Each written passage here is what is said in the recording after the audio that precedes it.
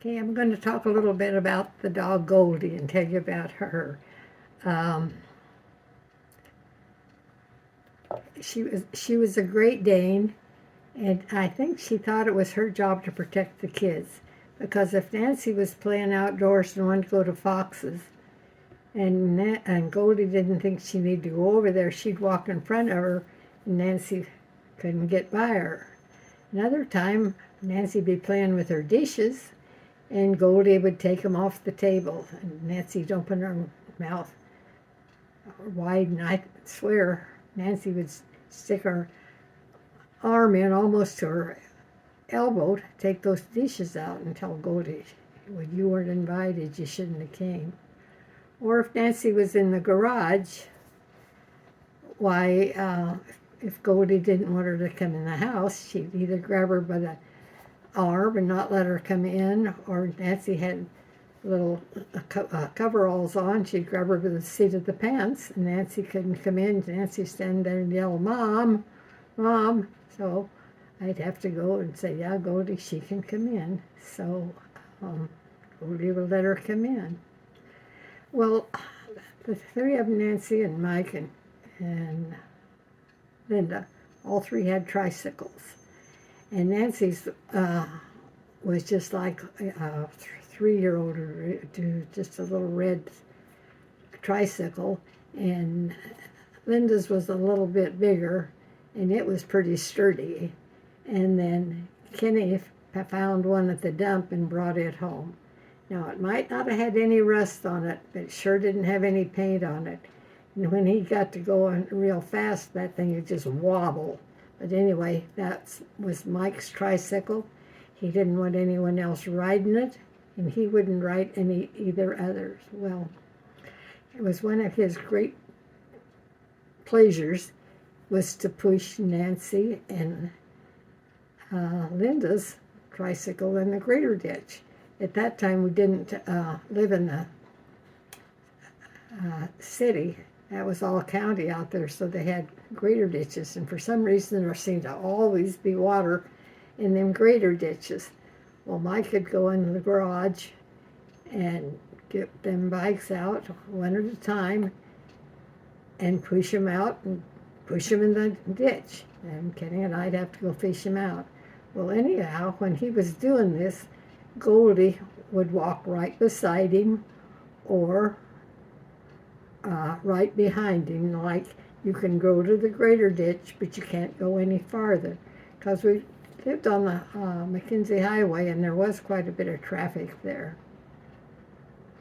Well, and when he was littler than that, why, Kenny and Mike were sitting out on the porch, and Kenny was playing his guitar, and Mike could reach over and strum it, and Kenny reached over and popped him on the head.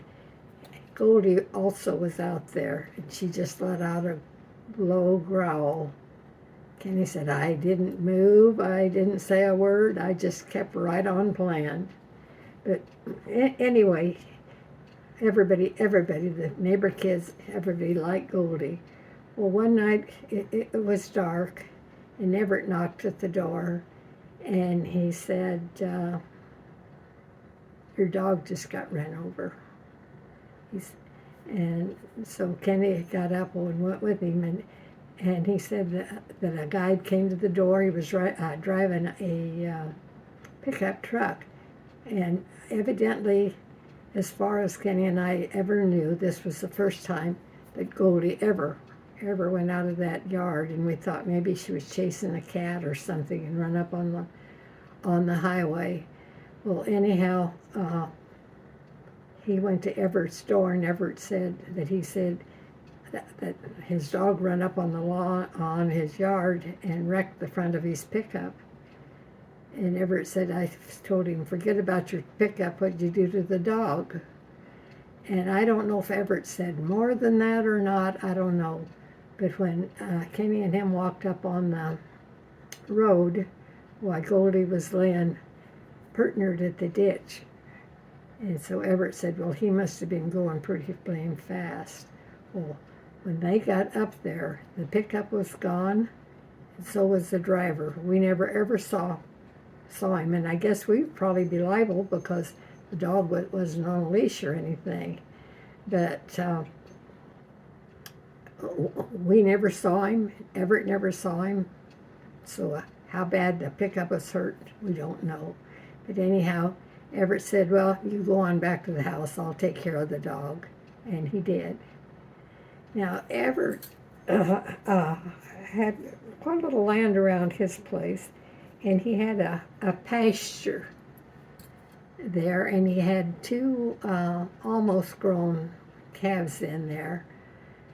And he had a little barn kind of with a garage combination there. And he had this pasture fence, but he also had an electric wire around it. Well, one day, one of Everett's boys come over and told Kenny, said, will you come over and help us? Because Everett and Jenny weren't home either. He said, we think that calf got electrocuted. And so Kenny went over, and there the calf was laying against this fence. Now, what happened, whether it was a surge of electricity or what, but somehow this calf had got electrocuted. So Kenny told the boys, you find your dad's pulley, and I'll go get my butchering knives. And so the three of them pulled the calf over and butchered it. And then they put a white sheet around it so the flies or nothing would get in it. Well, whenever it come home, why, the boys were telling him, what had happened and so on, and they didn't know why and so on. Well, Kenny told the boys to turn off that electricity or to stay away from it, and then when he got over there, why, they turned it off. And so Everett was telling Kenny what the boys had said, and he said, that's right, that calf was laying right against the fence, and we knew it had to be butchered. And Everett said, well, I didn't suppose you knew how to butcher. And Kenny said, well, that's not too much difference than dressing out a deer. And he said, besides that, he said, I grew up on a farm, so I guess I'm still a country boy at heart. And so the Fox boys, they weren't teenagers yet. So Kenny said, and besides that, I had a good help. So I guess in a way, it was paying Everett back for the favor that he'd done. We lived out there next to them, and they were really, really good neighbors. And Nancy and Michael, when they were in school, they were both pretty active.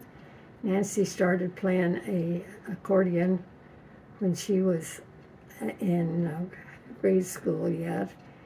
And then when she went on to high school, she played the little accordion, and then she got a bigger accordion.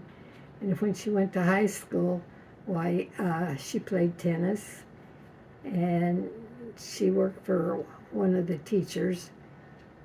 And Michael, when he was, I think, about 7 or 8, he played t-ball.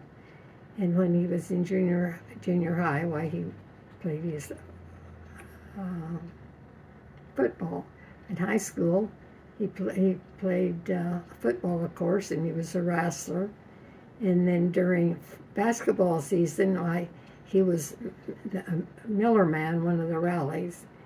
And he didn't play any instrument, but he did belong to the choir, and they had a special choir called Kaleidoscope. And there was only, I think, 10 of them in that group. And they got invited to sing in Hawaii. So we had a parents' meeting about fundraisers and so on, and these kids going over there. Well, one dad was there, and he said, well, my daughter's not going. He said, it wouldn't be fair to my other kids for her to get to go to Hawaii. And besides, I'd be spending a lot more money on her than I would the other kids. So he said, she's not going. Well, that spoiled their trip to Hawaii, so they didn't get to sing. What did he do? Oh, when they were in high school, why, when Michael was, he was a little over 16 because he was in no hurry to cut a car, and I guess Nancy didn't think she needed it. But anyhow, they shared a car. And the only difficulties they had was one of them didn't want to be using the other one's gas. And so we got a lot of calls, we're out of gas, or could you bring me some gas? And Kenny would say, burn the gas off of the top half. Well, they weren't about to do that because one of them would be using the other one's gas. And so we got this call several times. And then when Nancy got her own car, why, it was, Dad, I got a flat tire. And so this went on a while. These two, especially Nancy, after she graduated from high school, why, she and her friend Joni, they went to a lot of parties. Parties both in Springfield and Eugene, and you didn't need to be invited to parties at that time. You could just go. And so they went to a lot of them. And of all the 5 kids, I don't think any of them ever come home at night. I didn't know when they got in. And usually they got in at 1. That was supposed to be their curfew. And they really didn't think they needed a curfew because they knew how when we were growing up and teenagers, how sometimes the times that we got in. But of course, Kansas was a lot different. But anyhow, Nancy, she'd always come in and say, I'm home. Well, one night she come in and she grabbed me by the shoulder like I wasn't awake, and she said, Mom, guess what? What? A streaker come in tonight. And she said he ran in the front door. He did a handspring right in front of Joni and I, and then he ran out the back door, and nobody knew him. Well, I kind of doubt that. I think somebody set it up and did know who it was. But anyhow, they were kind of taken about it. Okay, when the kids were growing up, why, Michael was always having, especially Tony, or when he was in St. Alice, why, he had friends staying there, and Nancy always had somebody here. Well, Margareta'd start working at the store, and on weekends, why, Jay and her would like to go to a tavern or so on, because Jay'd be working all week. And when Joyce went in the service when she was 18, why, Cheryl was about 10 or 11, and she didn't like to stay home alone. So pretty much every Friday night she would come over, and she would stay all night. She'd stay Friday night and Saturday night, and she didn't want to be alone, and we didn't want her alone.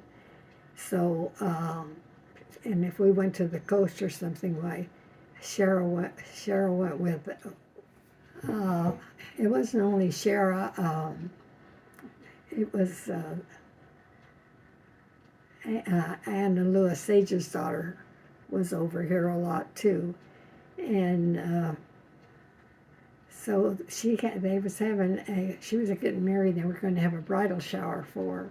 Well, at this time, Lewis and Ann, they lived in a house here in town, and it had a walk-in basement, a daylight basement, and no air conditioned, so it got super, super hot down there.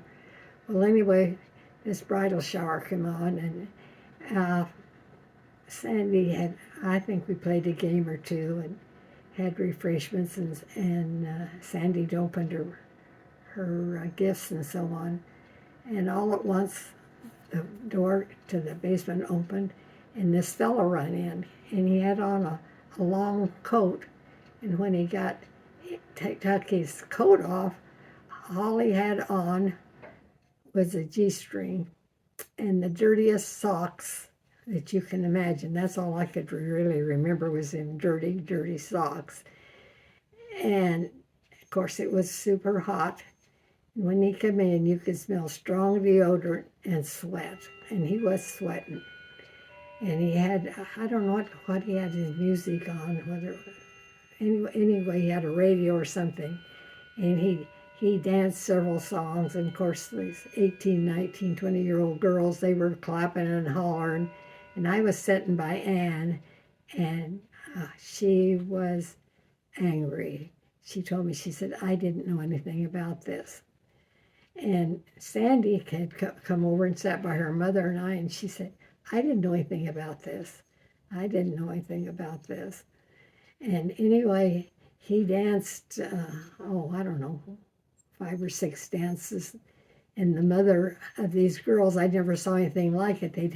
Now these girls that were there at this shower, they were, 18, 19-year-olds, and their mother was handing them dollar bills, and they were throwing the dollar bills at this guy that was out there dancing around. And all of them, I guess, was having clapping and so on, except us three. We were just sitting there. Well, when he got through dancing, he stopped and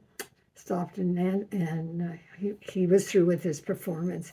And Ann said, do you want to go upstairs and take a shower? And no, he says, I got one more performance. He says, I've already been to one. And he says, I got one more to go. And he says, I'll just put on some more deodorant and go over there and do my dancing. Well, the more he talked, the more irate Ann got. Well, he put his coat back on in case he got stopped, I suppose. And anyhow, he just stood there in the middle of the floor. And pretty soon he said, well, who's going to pay me? Well, these girls that hired him didn't have any money. So Ann ended up having to pay him. And then she was irate. She never said anything. And it wasn't very long until the shower broke up. And I thought, well, I'll just stay and talk to Ann a little bit after the rest of them leave. And Sandy was there, and she was saying, I didn't know anything about this. So I guess she talked to the girls that planned this party, and they said, well, we thought we'd just surprise you. And Sandy said, well, you did just surprise us. And so anyway, that was the end of the party.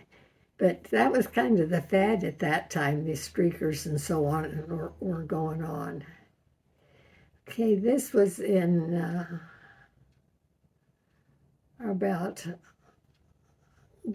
go over to about 1959. And Kenny got a call from his mother that his dad had passed away. And we'd been back to see him that summer. So he talked to her and he said that, and she knew I was pregnant. She said, we won't be coming back, but, we're sorry. And they talked. And, but he said, we can't come back. And so we hung up. I said, I think you better go back. And he said, well, I can't leave you and the kids by yourself. And I said, well, I don't know why not. I said, I can't go, but there's no reason why you can't go back. And I said, Marguerite and Jay are here if I need anything, or Glenn. And my aunt, she'd passed away sometime in the past 2 years before that. And I said, and he had a job with a farmer about 7 or 8 miles out of town. I said, if I need anything, I can call Glenn and he can come in and stay and so on. So Kenny finally agreed to go back. And so he called Esther and he said, if you can pick me up in Denver, why, I'll be there. And so he did. He flew back to his dad's funeral, and he was there probably with his mother maybe 3 nights, and they had moved to St. Francis, so he went over to, and Kenny's dad had sold the home place, and so Esther had moved back into town, and I think maybe she might have, and Ray might have been separated at that time. Anyhow, Kenny saw Betty and Alvin and Judy, and I don't know if he borrowed a car and went out and stayed with the folks, or if they just saw him in town. But anyway, he did see the folks. And all told, he was home in 5 days. Well, in the meantime, Bill, I think this was probably in November, and Bill was supposed to make his appearance around the 15th or to the 20th of December. Well, he hadn't decided he'd show up yet. So every day when Kenny'd get ready to go to work, he'd say, well, do you think I better go to work? No need staying here. And so, just like his brother, at 1 o'clock in the morning on New Year's Eve day, why, Bill was born. And at that time, I was all settled in the room, and Kenny went home. And I don't know, I guess Glenn had came in and stayed with the kids. Anyhow, I was in this room, and the nurse came in, and she said, your roommate's got the pink eye, so we're going to move you to a different room. And this was before breakfast, so consequently, we moved in. It was the same as a private room. So mid-morning, Kenny came down, and he said, I just saw the baby, and he's fine. And the doctor said, you're okay. So I don't know whether he had a scheduled run to go to Portland, or whether he took somebody else's run that night, because he said, well, New Year's Eve, but I don't think we'll be going anywhere tonight. So I think I'll just take that run. And I said, okay, that'd be fine with me. And then we talked about what we're going to name the baby for sure. Because when I was pregnant with Mike, I told Dad that he could name him. So he named him Ishkabibble, what was it? Abicanezer Ishkabibble. And so for, quite a long time after that, whenever we got a letter from them, my dad would always say, how's little Ish? Well, and when Bill was coming, he started calling him ID, income tax deductible, because Bill was supposed to be there before the first of the year. So I told Kenny, I'm not going to give Dad a chance on this one. And we named him William Ross, after his 2 granddads, his 2 uncles, and his doctor. And so anyway, he went on up to on his run. And when Michael was born, the hospital, he was one of the first babies born in the new hospital. Well, this was only 4 years later, and they still had the same rule. Only the parents, only the husband and the grandparents could come in the maternity ward. Well, that night, about between 7 and 8, just when people were getting ready to go out and celebrate, Louis and Ann came in. Well, of course, the nurse stopped them, and I know they knew they couldn't come in, but anyway, the nurse told them only the grandparents can come in. So Louis said, we are the grandparents. And she said, good try, but it's not going to work. So anyhow, he said, well, we got her drink for her. Will you at least take her drink? And the nurse said, well, I'll take her drink, but she can't drink it. And they had fixed me a screwdriver. And I was thinking about giving it to the doctor, and then I thought, no, I'll just send it home when Kenny came, which I did. And the next day then was New Year's, you know, New Year's Day, and Kenny came up, and we spent the day there that day, and then the next day, why, Dr. Earl come in early in the morning, and he said, would you like to go home today? Well, that really surprised me. And I said, well, yeah. And he said, well, I've checked the baby, and you're all right. And he said, I'll check back at noon, and if everything's still okay, and you promise you'll take it easy when you go home, you can go home. Well, of course, right away I called Kenny. I said, hey, I can go home today. Well, are you sure? And I said, that's what he said.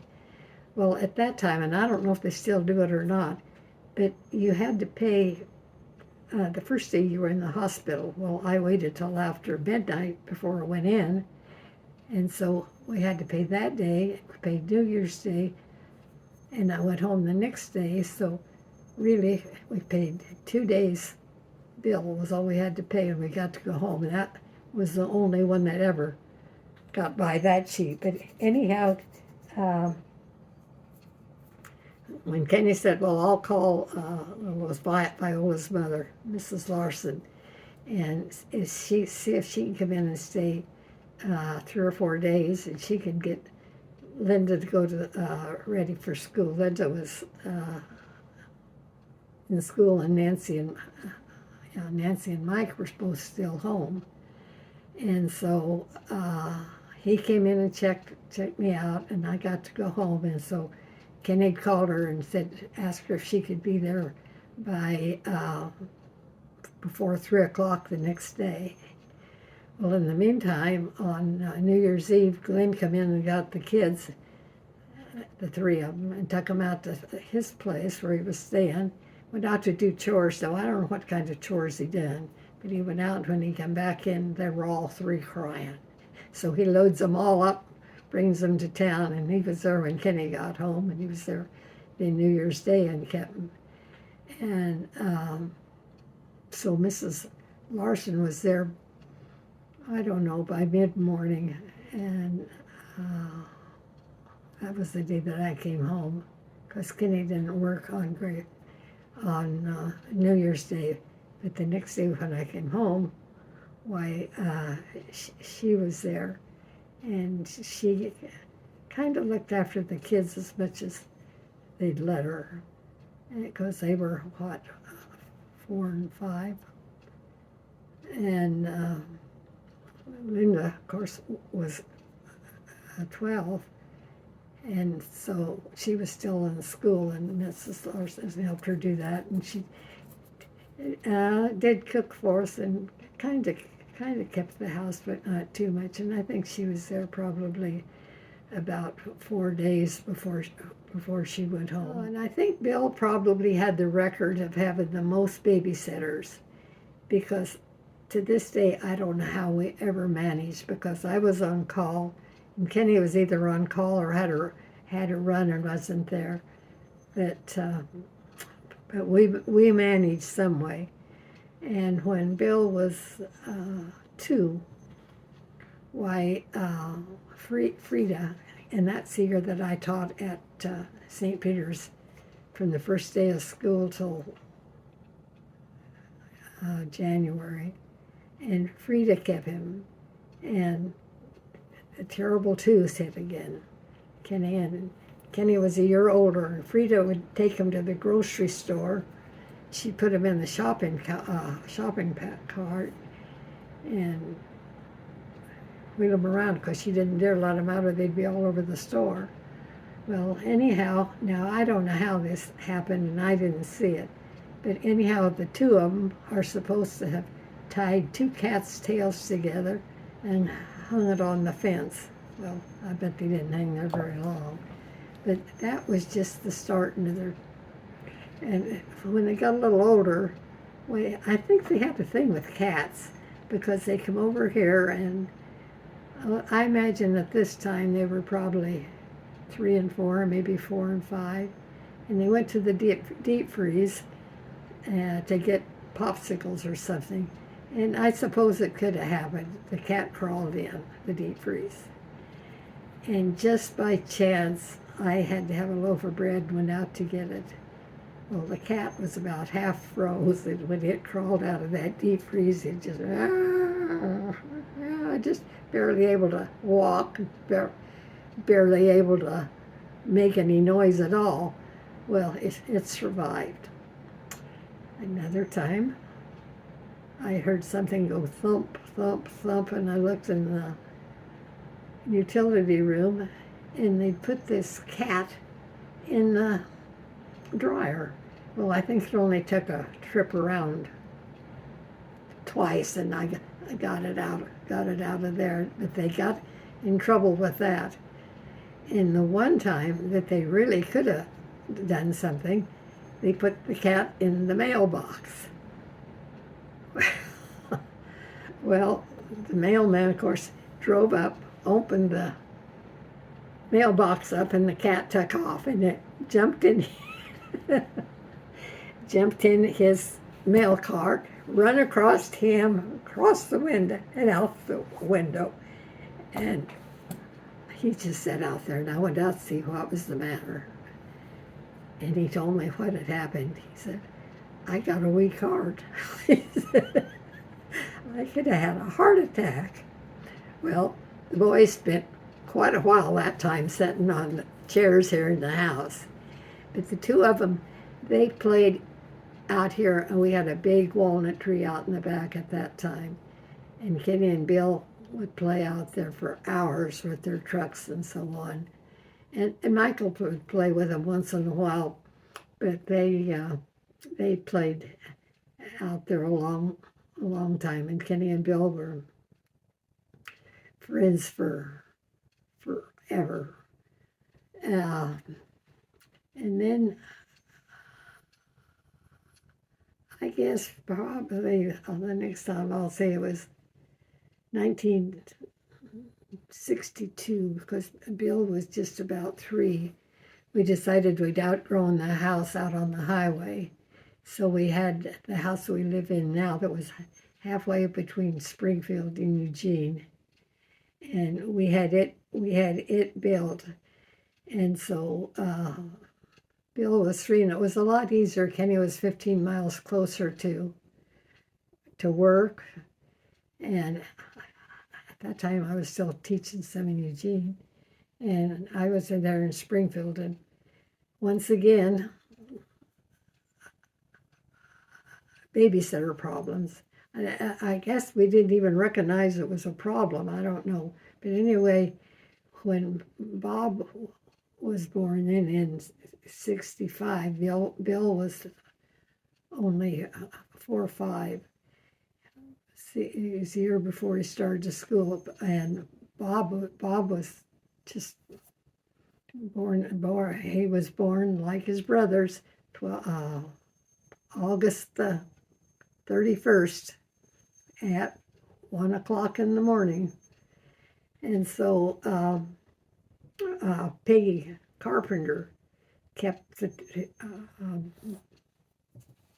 Bill and Bob, and she had a little one about the size of Bob, and they were still in bassinets. Well, like I say, Bill wasn't 5 yet, so it was between 4 and 5.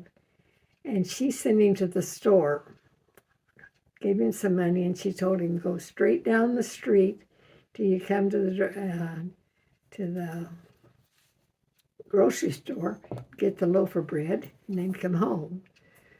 Well, he went down, and he knew the way to St. Alice, and at that time I was teaching over there. And instead of going straight down, well, he turned and he went down by the swimming pool, and then he crossed the street. And I guess he walked right in front of my window. I don't know what I'd have done if I'd have saw him. And then he walked on down, and he went past Carpenter's place, and it was at least 3 or 4 more blocks over to this grocery store. Well, he finally got there, and he got the bread, and he went back up to Peggy's, and she told me what had happened. And I said, why in the world did you send him to the store? Because I said he had to go across three busy streets. But he did. Another time when she had him, he started to walk home. And I don't know, I guess he got about halfway home and turned around and went back. And why she let him out, I don't know. But she did. And I don't know, he had other babysitters. And then when he was, I think that was must have been before we had Bob. Why, Kenny had to go to be at work at 3, but he was working swing shift. And so he kept him. And at that time, he would put him in a chair at, Kenny leave here about 2:45, and put Bill in the chair to watch cartoons. And he'd sit and watch those cartoons till I got home just about 4, because I'd go a half hour early in the morning, and then I'd get out a half hour early, and school was let out at 3. And Nancy and Mike and Linda were still all 3 going to St. Alice, so Bill was probably by himself for an hour and a half, which probably wasn't the real thing to do. But when Kenny kept him, they went over to a store over here on Harlow Road, and this was their hideout. And they'd eat lunch, and I'd have Kenny's lunch packed the night before. So this went on till I imagine Bill was ready to go to school then the next year.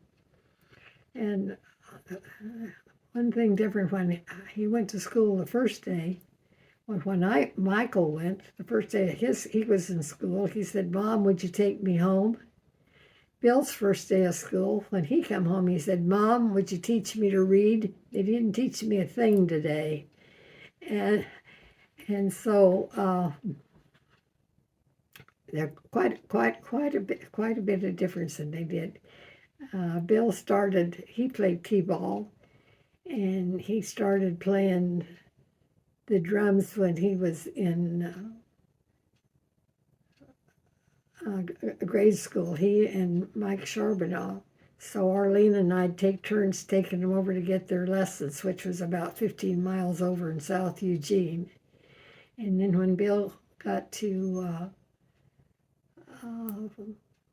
junior high, he played the drums there. But before he got there, he decided that Nancy and Linda and Mike all 3 went through the 8th grade, and they only had 1 year in middle school. Well, Bill and some of his friends he knew were going over to public school, and it was a 3-year, 7, 8, and 9.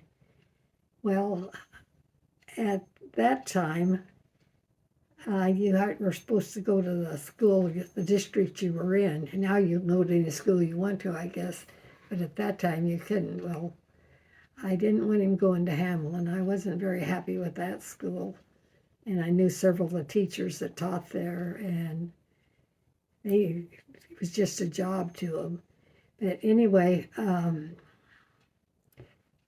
Springfield had decided to teach journalism. And so they thought, well, if I take journalism, I can go to Springfield because they don't have it. Well, the nun told me later, she said the teacher from over there handpicked the kids he wanted in his journalism class from here. And I think he picked 5 kids from the class, and Bill was lucky enough. So there was no problem. He just went over there, he had journalism, and no questions asked. And he and the band teacher got along really good. Mr.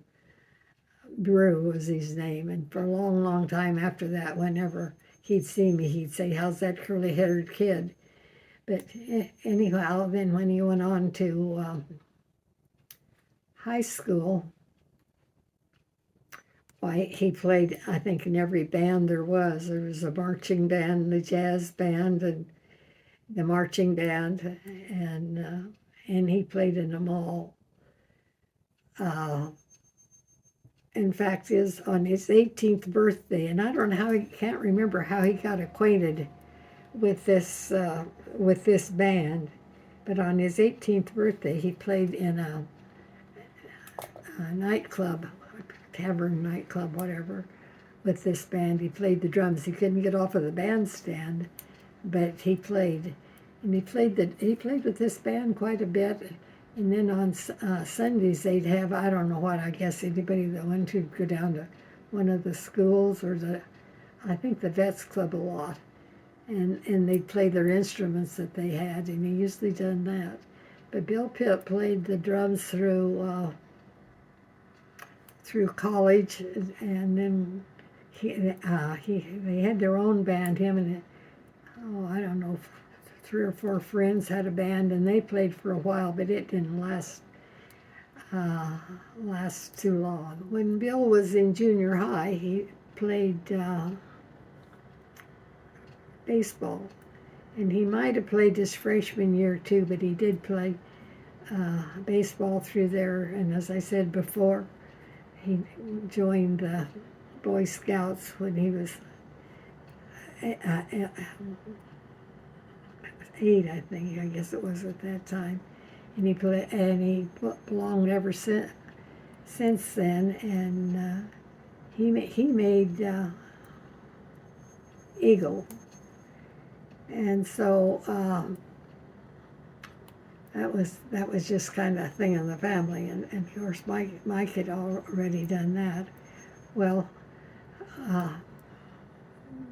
Bob was here, and at that time, I don't know who kept babysitting the first year, but then we put him in a daycare. Mrs. Jennings was her name, and she had a daycare right south of St. Alice, and she only started it with 4 kids, and Bob wasn't 2 yet.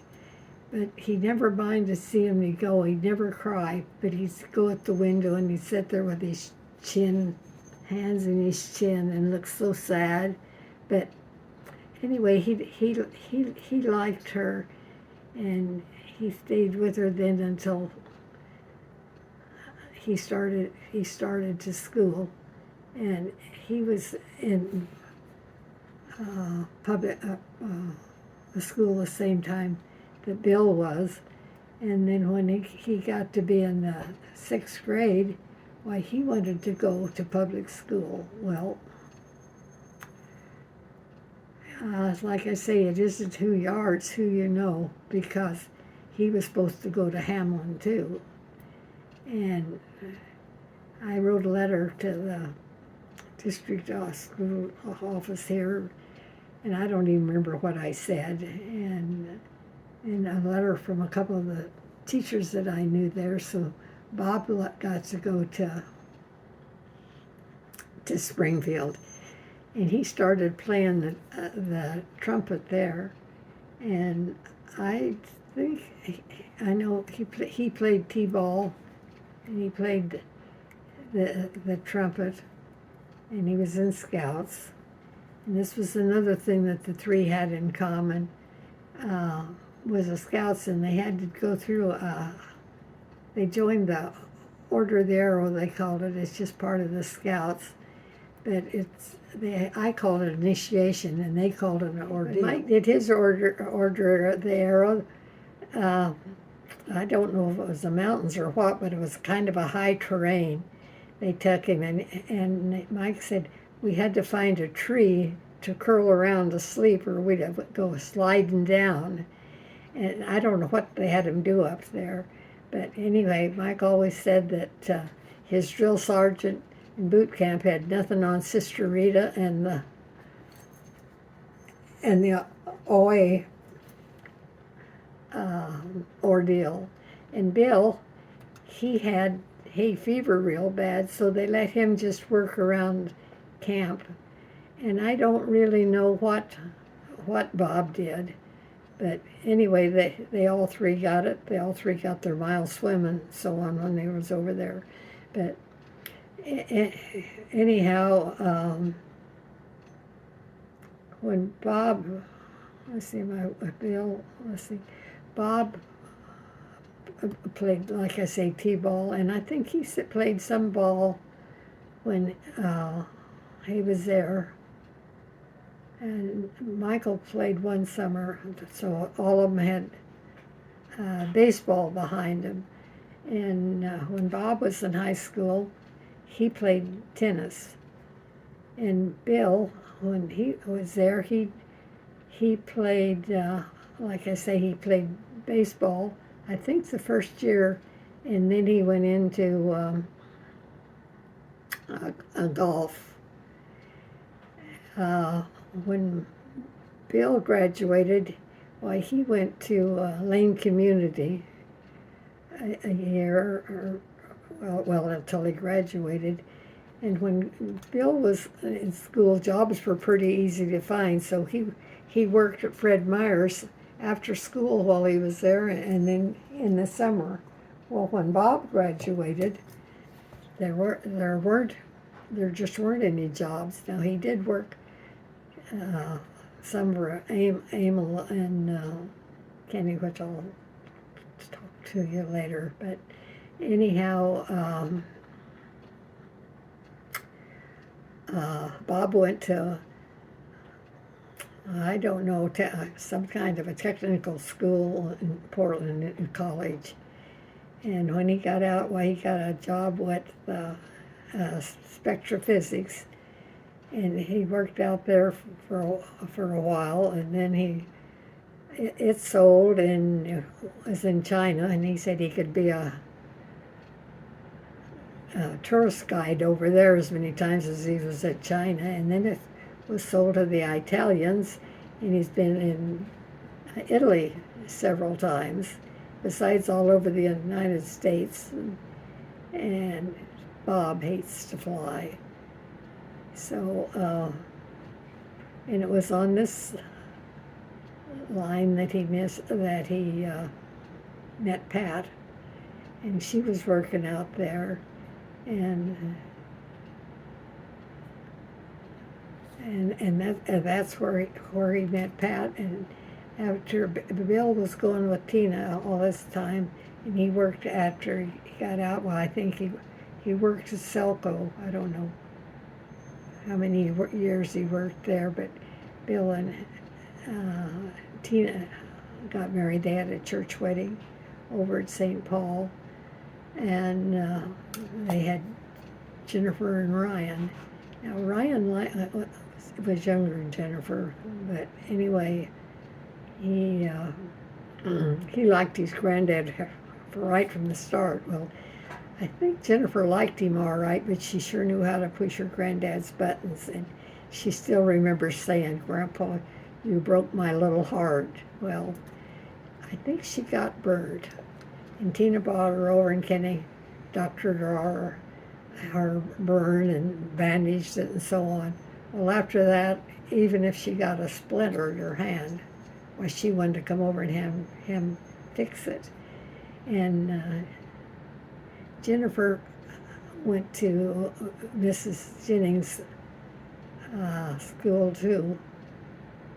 And after, well, I said Bill played a lot of golf, and there happened to be an opening for I think he went in as vice president, I'm not sure, but anyway, his boss here at Selco was a good friend of the ones in Bend that needed the vice president, and Bill got the job, and they moved to Bend.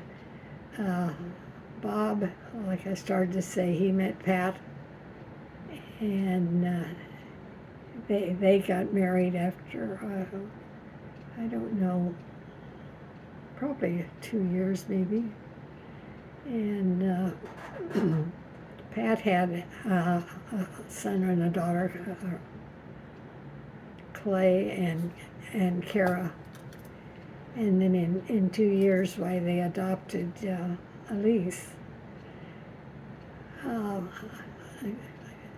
I got to thinking all the things that maybe they'd done in common together, like Linda. Nancy was born at 6 o'clock in the morning, and Linda was born at 6 o'clock in the evening. All three boys were born on a 31st of a month. And it was August. Bob was in August, and Michael was on Halloween on the 31st, and Bill was on New Year's Eve. Sometime during the year, they're 5 years apart. All three boys had played t-ball, and all three of them were in the Scouts. Bob and Bill, of course, both made Eagle, and Mike went into the service instead of doing it. And then Kenny heard later that Michael went through everything except his project, and Kenny heard later that he could have probably got for Mike, that the project going into the service would have taken the place of the project, but it didn't. He never got it.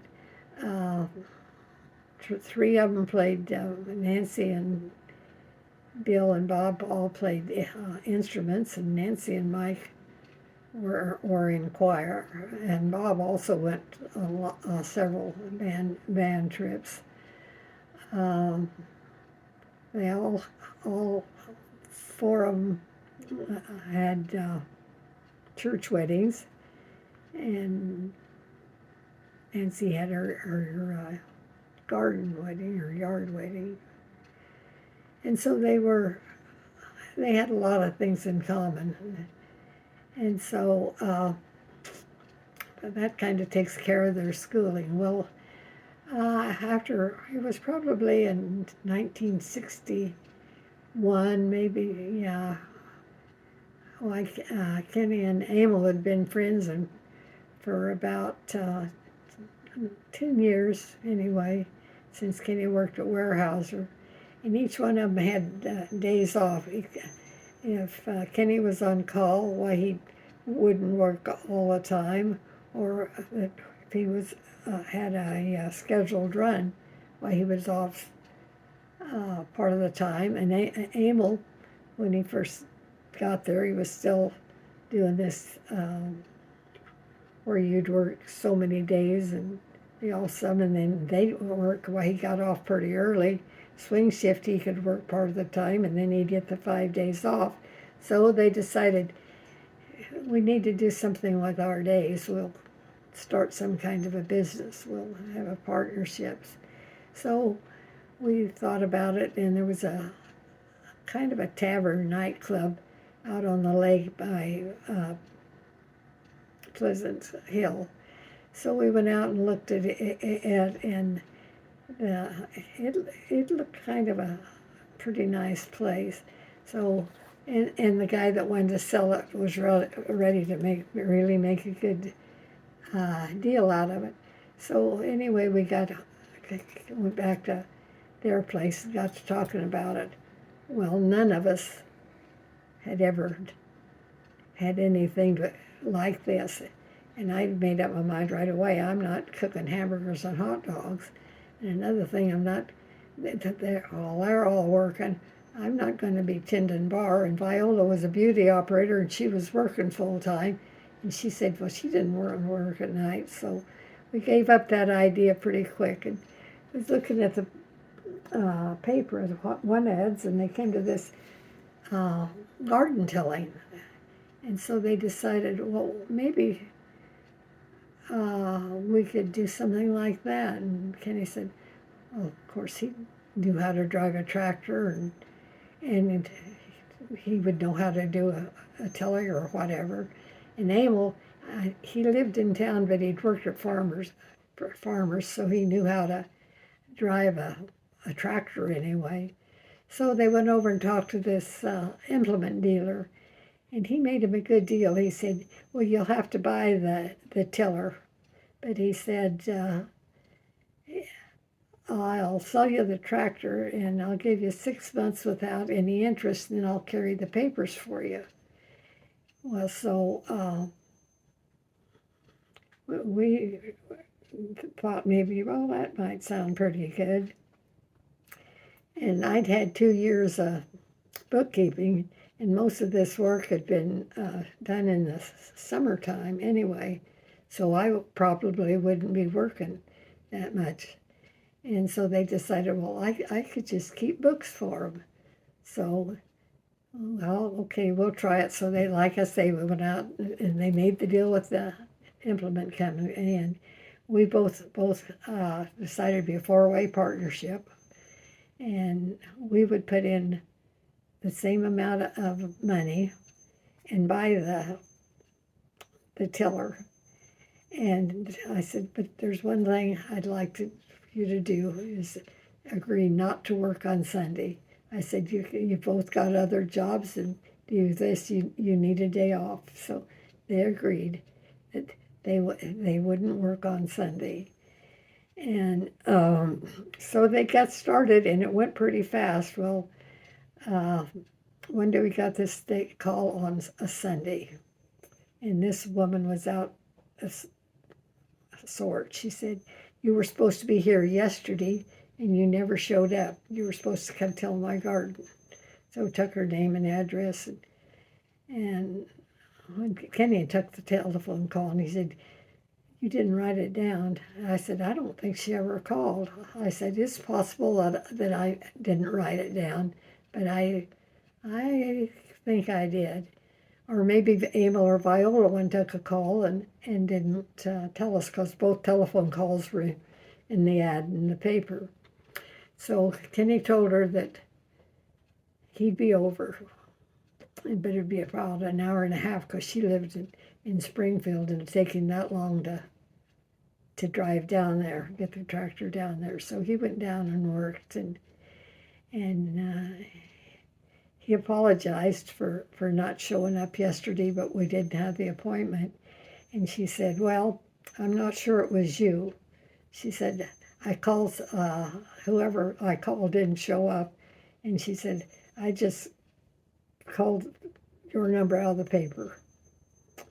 Well, when he got home and told me, I said, you should have charged her double. And he said, well, I told her that she didn't have to pay anything, that it was our fault and so on. But he said, she told me that they didn't have any before then. Well, I said, I just knew. I knew we didn't have her. So that was one of the first things that they did. Well, this tilling went over pretty good, and they decided, well, the tiller's paid for, and it was doing pretty well with the tractor. Why, it'd be paid for long, because they agreed not to take any money out of it. And if all four of us could write checks, but that I would write most of them, and that they'd tell me for sure if they wrote a check. And they decided that they'd buy a mower, or a Gravely mower. And I think it would have mowed or cut anything. It was that big. So they started mowing, and they'd mow fields and so on, but they also kept the tiller, and they decided, well, we're doing pretty good tilling gardens. Why don't we just go a little bit bigger, and we'll mow yards for lawns. And so they started doing that. Well, this one fella come out, and he come over one night, and he was mad. And he said, I come out and told you guys how I wanted it mowed for a lawn, how I wanted it sculptured and all this and that. And he said, you didn't do that at all. And Kenny said, well, your wife came out and changed it all around, and we just thought, you changed your mind and so on. He said, no, you're supposed to do what I did. and I think he was a banker. He said, I'll pay you, but he said, I sure hate to, because I said, I know that you'd take me to small claims court if I didn't pay it, and I can't afford to have my name put to that. But he said, you're going to get a lot of free advertisement. And Kenny told him, well, that's what we want. And I was just glad that Emil wasn't there, because he had a short fuse. So that was the only lawn that they put in that didn't suit. And then I got a call from Dr. Byland, Baldwin, and he lived out at Thurston. And they put the whole lawn in for him. And he called, and he was talking to me, telling me, how fast they done it and how good it was and how he appreciated it and all this. And I kept saying, but pretty soon he's going to say, but there's something that don't suit. And he said, if they'll make a sign, or if they want to make a sign, and I'll put it in my yard and put who done it. And I thanked him. I said, if something doesn't suit somebody, you always hear it. But I said, you very ever, hear what you do. When he said, well, I'm just really, really pleased. So that made him feel good. Well, the landscaping business really grew. And they hired one of the drivers from PMT that had a scheduled run. He would mow for them. And so it improved enough that they were either going to have to give up their jobs or cut back on this, because they just couldn't get it all done. So they decided they'd cut back, but they still kept the equipment, but they decided they'd go into rentals. And we'd already bought one place that it was worse than a fixer-upper, but it had a couple buildings on it, and we could put the tractor and the equipment in there in that one of the buildings that were there. And these people were always wanting something in garbage, always. They'd put out in this one shed, and of course that didn't suit with Emil and I, because Emil and Kenny'd either bring this garbage home with us or they'd take it to the dump. And we said, you tell that woman that she's going to have to get rid of her own garbage. And so one day Michael come home and said, Mom, I think there's something I better tell you. And I said, what's that? He said, Kenny and Emil took that woman's garbage to the dump again. So anyway, the shed she was putting it in, they tore it down, so that stopped that. But the rentals were a lot of work, and at one time we had 6. And there was one fellow that lived on South 19th, and I don't know, he knew how to work the racket or something, because he'd come over and he'd want either Kenny or Emil to write him a note and say that he hadn't paid his rent. And he'd take this note to an agency somewhere, and it wouldn't be very long till he'd be back, and he'd have the money for rent. And this happened time and time again. So where he was getting, what society he was getting it from, or what organization, I don't know. But we were pretty lucky with the rentals about them paying the rent, except 2. And they got behind and they wouldn't pay. And so we'd take them to small claims court. Okay, that was fine. But when the time came to go to court, those 3 happened to be really busy for some reason. So twice I had to go by myself. Twice I won the case. I talked to the judge. One time they hadn't brought back the curtains and the drapes and I don't know what all. And so anyhow, we got the judgment against them. And first time I'd never ever done anything like that. And I went down to the court, and a fellow that we knew was sheriff. And I said, I'll tell you what you have to do. He said, you have to do this. And he said, I'll probably be the one, but a sheriff will go out and serve them a notice and give them that they're being judged. And he said, if they don't, and that'll cost them, cost you $10, but he said, add that on to what they owe you. And he said, if they don't pay, he said, then you got to find out where their banking account is, guarantee their artists their wages. So that happened, but I think there was only a time or two that we didn't, they didn't pay up. And the second person, we couldn't find out where they banked.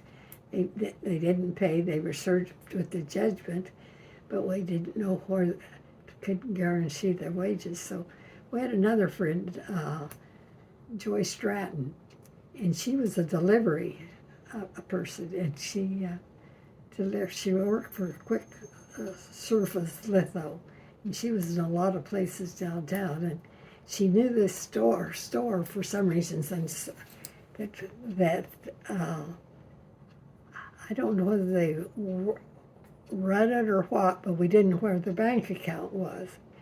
And so she went in, and the first time Joy bought something, I don't know what, and she wrote a check, and she thought that when the check came back, it'd be stamped on where it was, and so we'd know what bank they used.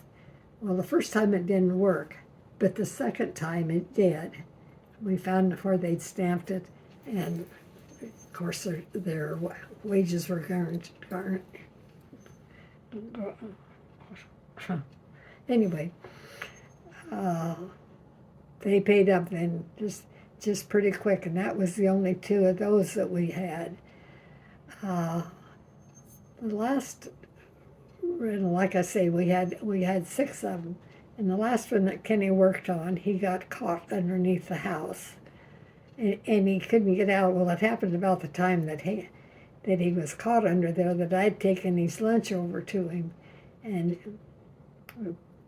I pulled on his feet. I don't know how he done it, and he twisted around and he got out, and he said, I'm not crawling under that house again. I don't care if it falls down. Well, in time, we sold, I think we kept 3, but sold the rest of them. And at that time, they decided they'd sell the equipment, which they did. And all this time, we hadn't paid any wages or anything to each other. The money always went back in to start with. Well, anyhow, they decided they'd start building. They got rid of the rentals. They decided they'd build houses. And I think they built 8. And we'd find this place, and they'd work and contract the stuff out. Well, there was only one that we had any trouble with, and that was a house that they put in Formica top, and it was chipped, and I think it was cracked or something, and so they went to the owners went to that company, and they didn't want to do anything about it, so they were going to sue them. And I guess she called our lawyer, and he said, well, I can't represent you because, he said, I'm representing A&S Landscaping. So anyhow, well, she came to us, and Armstrong called and told us that she'd been in there. And so we went out and we told him that, and he said, well, the reason what happened, that she had to sue us before she could sue the Formica people. And so when we were there, why, he said, well, I'll take care of it. And we were sitting right there in his office, and he picked up the telephone, and I suppose he called them, I don't know, that we would sue them, and we could do it. But anyhow, he said, it's taken care of.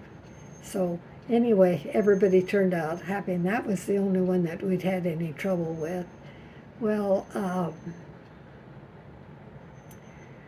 I think we were still busy at the time, and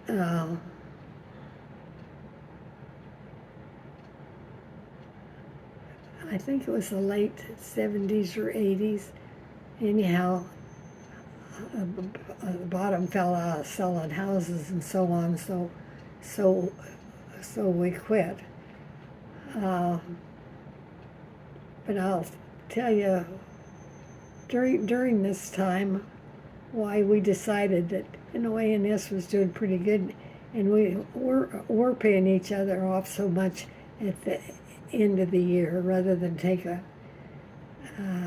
monthly salary or a monthly payoff. We just wait till the end of the year and see how things stood. So anyhow, we decided that A&S could just help pay our way to Hawaii. We'd been going out to dinner like once a week, supposedly, and it was a business dinner, so all of that came off. And we went to dinner once a month. I said once a week, once a month. And we went to Hawaii, which I'll tell you about later. But anyhow, they stopped. We stopped building, and then they went into remodeling. And they did this quite a while. Well, Kenny did a lot of bathrooms. I mean, a lot. The boys started calling him bathroom engineer. And he went over to this one lady, and Emil knew her, and they were close friends of her sisters. And anyway, there was some kind of leak behind the stool or so on. And Kenny had to get down there and work. Well, this lady, it wasn't her place. It was the people that Amos knew real well. But the sister, and her name was Mary, she was over there telling them what to do. And when Kenny went to work, she crawled in front of him, in front of this bath. He couldn't even get up to the stool and so on. So it was pretty near closing time anyhow, or quitting time. So he quit. And he told Emil, he said, if I'm going back tomorrow, and if that woman's there, I'm going to turn around and walk out. I'm not going to work if she's even in the house. Well, I guess Emil told her sister, she don't show up if you want that bathroom fixed. So anyhow, I don't know, they remodeled probably not over 5 or 6 years. And we'd sold 2 more of our rentals, and we only had 1 rental left, and it was one of the nicer ones. But they did some remodeling on it and fixed it up, and they decided they'd sell it. So after 38 years, the partnership came to an end. And when I was talking to our accountant at the last time, I forgot to tell you about this accountant. She was a pretty nice lady. Anything I didn't know about keeping the books, I'd go up there. Well, they thought they had I didn't tell you about the PUC license, did I? Okay, somebody told them they had to get PUC license because they'd haul the tractor, and sometime one of either the tiller or the mower on this trailer, because sometimes they went up as far as Junction City, sometimes they went out to Pleasant Hill, so they did travel quite a ways. Well, somebody told them they had to get a PUC license. Well, I had never done PUC license things, and I didn't know how to do it. And so I went down to our lady that did the taxes, and she taught me, but it was hard because you had to do mileage and weight and all of this, and I didn't like it very well, but I learned how to do it, and I did it for a little while. And in one of our meetings, I said, I don't mind keeping the books and appointments and so on. But I said, this PUC business, I said, it's hard and it's very time consuming. If I do that, I think I ought to be paid. Well, Kenny and Emil agreed, okay, you can do it. But Viola said, well, if I got some money, she won some money. And both the guys said, yeah, but you're not doing anything. You're not working. She said, oh, that don't matter. She said, I'm a partner. And if I get paid any money, she wanted paid some. So I said, well, then I tell you what, I won't do the PUC. We'll just take it down to the accountant and she can do it and you can pay her.